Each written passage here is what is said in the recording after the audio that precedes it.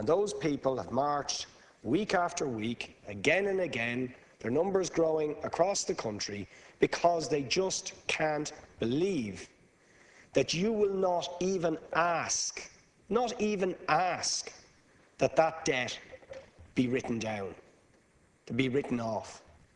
Not even ask. I mean, some of us believe you should just tell them to go to hell and not pay it. 9.1 billion next year in interest. That's the same as the education budget. That's what we're paying on this odious debt.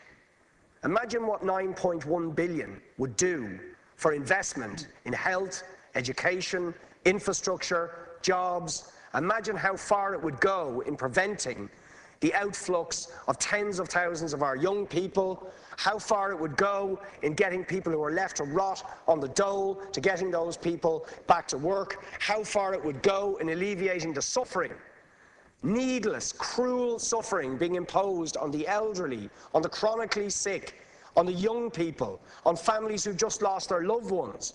All of these groups who are the victims of what you're doing in this year's budget, not to mention the litany of other vulnerable groups who've been the victims of the previous budgets.